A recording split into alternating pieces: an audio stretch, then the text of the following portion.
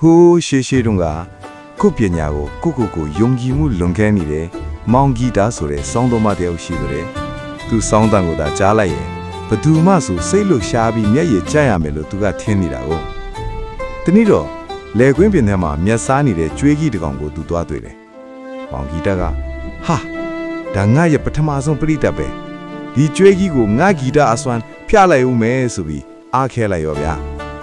မောင်ဂီတာခင်ဗျာကျွေးကြီးရဲ့ရှေ့တဲ့မှာဝင်ထိုင်းမျက်လုံးတွေမိတ် feeling တွေအပြည့်ထည့်ပြီးသူ့ရဲ့အကောင်းဆုံး song လက်ကွက်တွေကိုအားပါသလားတီးပြတော့တာပဲဒါပေမဲ့ကျွေးကြီးကတော့ဂီတဆိုတာဘာမှမသိရှာပါဘူးဒီလူဘာလုပ်နေတာလဲစူညာလိုက်တာဆိုတဲ့မျက်နှာပေးနဲ့ပါဇက်ကမျက်တွေကိုပဲပလုတ်ပလောင်းဝါနေတော့တာပေါ့နောက်ဆုံးတော့လေမောင်ဂီတတယောက်လက်တွေနာ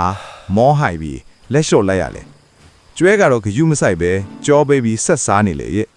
ဒါကြောင့်ရှေးလူကြီးတွေကတန်ဘူးနားမလဲသူကိုတန်ဘူးရှိတာသွားမပေးမိစေနဲ့ကျွဲပါစောင်းတီးဖြစ်သွားမယ်လို့ဆိုကြတာပေါ့ဗျာ